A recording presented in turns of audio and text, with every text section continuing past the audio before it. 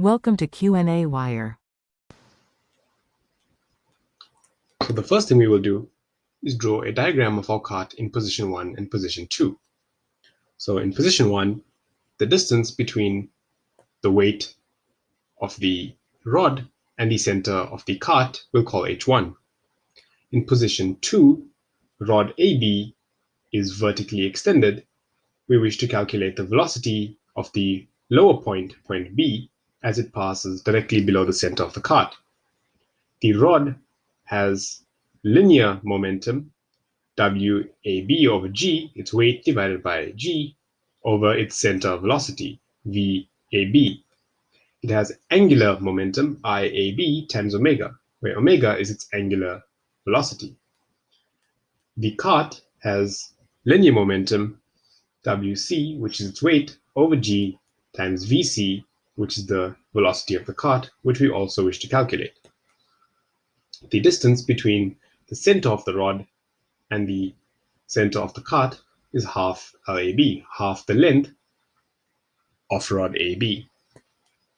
So let's see what we can do. So firstly, we know that since the external forces are always vertical, we only have vertical forces, none in the x direction, the horizontal component of the linear momentum must be conserved. So if we look at the horizontal components of the linear momentum, L1 must equal to L2 in position 1 must equal to position 2. So the linear momentum in the first position is 0 since there is no motion.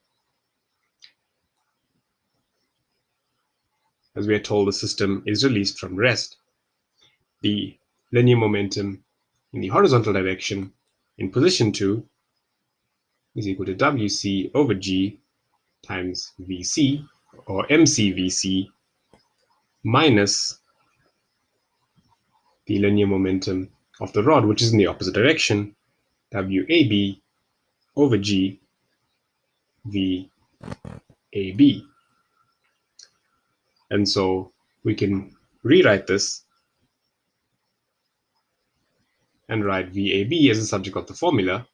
So VAB is equal to WC over WAB, the weight of C over the weight of AB, times the velocity of cart C. And if we substitute values in here, this is 10 over 6 VC, which is simply 5 by 3 times VC. So VAB is related to VC, and we'll call this equation 1. So VAB, the velocity of the center of the rod, is equal to 5 over 3 times VC. Now, using kinematics, we can formulate another equation. So we can see that in position 2,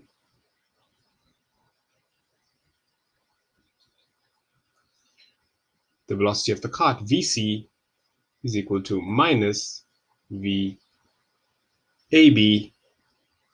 plus LAB over 2 times omega.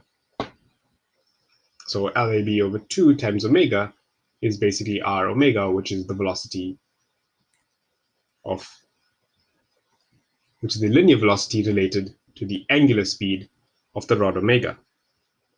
And so this implies that LAB omega is equal to 2 into VC plus VAB.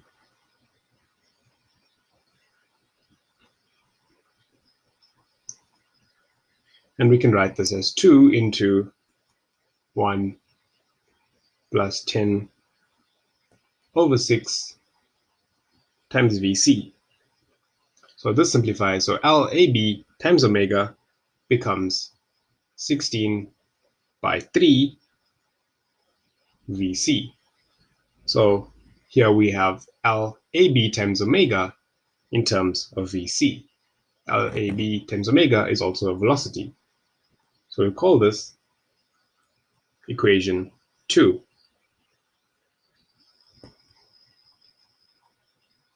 Now, let's write down our energies in both position 1 and position 2. So the energy of our system in position 1 first is our potential energy, V1. And V1 is equal to the weight of AB times H1. That's the gravitational potential energy, mgh. And this is equal to 6. And H1 is 5 over 2 times sine of 30 degrees, so just some trigonometry. Hence we get the initial potential energy to be 7.5 foot-pounds. The initial kinetic energy is 0 since the system is stationary. So neither the cart nor the rod is in motion. So we have our energy for position 1. Similarly, we'll do the same for position 2. Now, position 2 has potential energy V2 is equal to minus W AB times L AB over 2. This potential energy is negative since we now are below the axis, the x-axis, the horizontal axis. So this is minus 6 into 5 over 2. So that's minus 15 foot-pounds. And the kinetic energy in position 2 is no longer 0. Now the cart and the rod are in motion. So the kinetic energy has two contributions. Firstly, a half Wc over g, which is mc Vc squared, plus a half WAB over g, which is MAB times VAB squared, plus the contribution from the angular motion, a half IAB omega squared. Remember, I is the mass moment of inertia of the rod AB.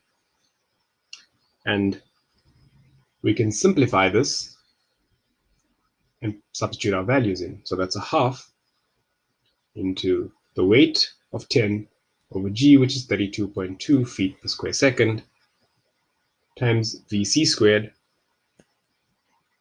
plus a half to the weight of the rod AB, which is 6 divided by g, 32.2, times VAB, which is 5 over 3 Vc, and that's all squared, plus a half times 1 over 12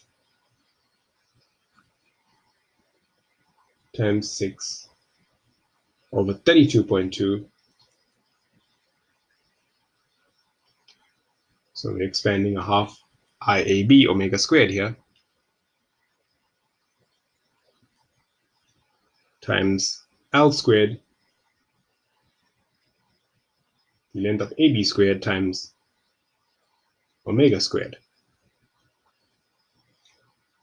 But remember, we have an expression for LAB omega from above. So this simplifies if we substitute these values in to 0.63492 Vc squared. So we have the kinetic energy in position 2 in terms of the velocity of the cart, Vc. So the obvious step to follow is to use the conservation of energy between positions 1 and 2. So the mechanical energy should be conserved. So T1 plus V1 in position 1 must equal to T2 plus V2 in position 2. So that's 0 plus 7.5 must equal to 0.63492 vc squared minus 15. And hence we get the speed of cart C vc to be 5.9529 feet per second. So before we write down the velocity of the cart, let's first find VB, which we also need to find.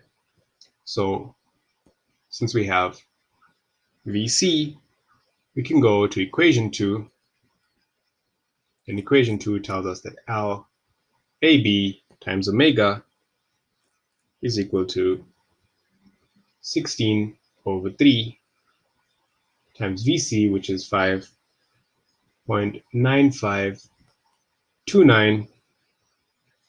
So LAB omega is 31.749 feet per second. And so now,